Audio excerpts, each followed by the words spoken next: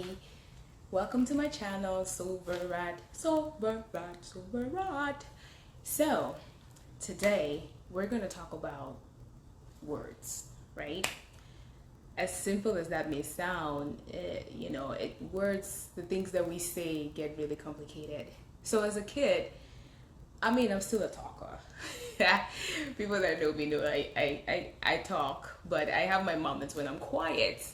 But as a kid, I used to talk a lot, just always been the life of the party, running up and down, and got in quite a bit of trouble for talking too much, right?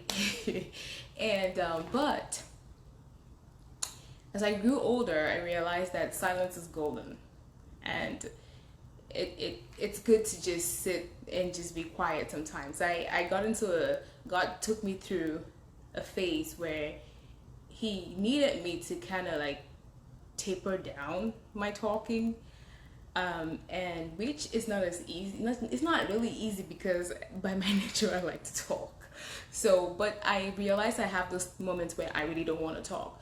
The first time I did a meditation for 15 minutes, I was like, I can't do this because I just had everything screaming in my head. I wanted to do this, I wanted to do that. I was so distracted.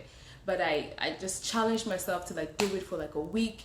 And before I knew it, like I could be centered and just, be in God's presence.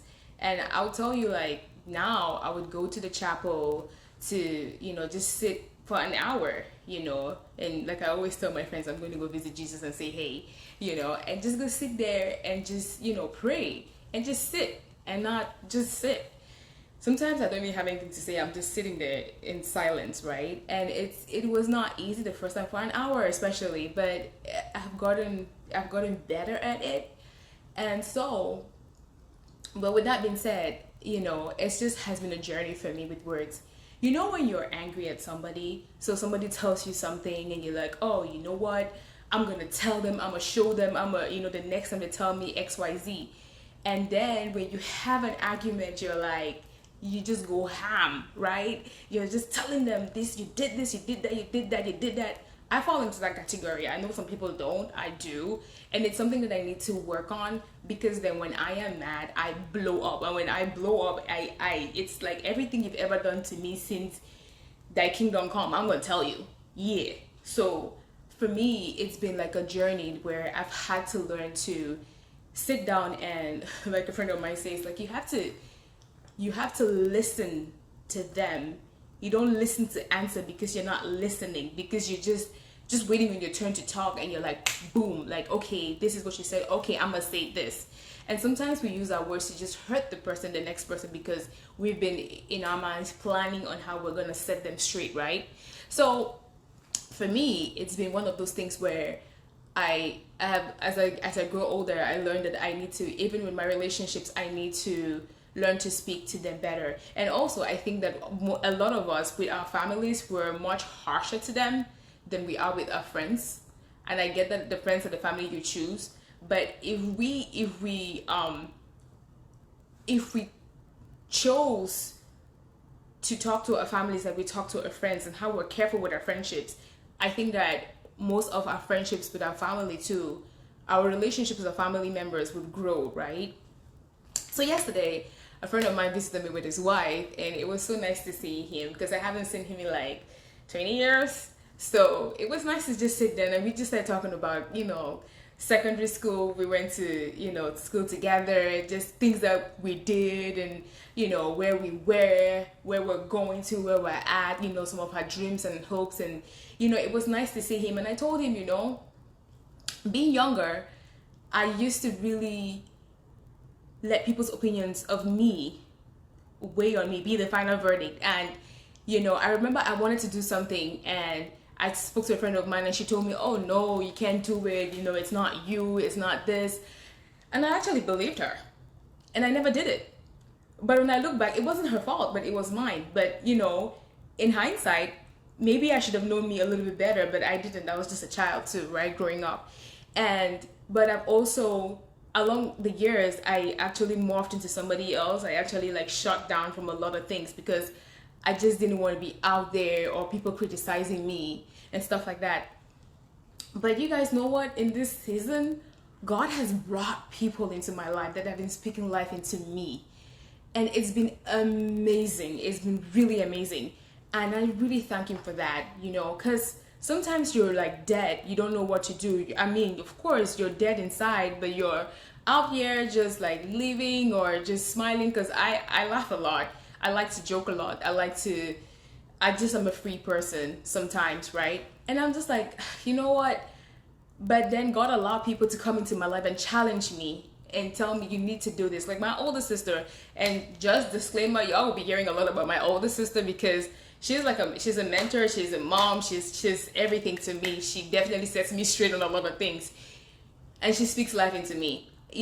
She would tell me, do this, she would challenge me to do different things, and I would shy away. But I feel like in this season, God has been bringing too many people my way to challenge me to do different things.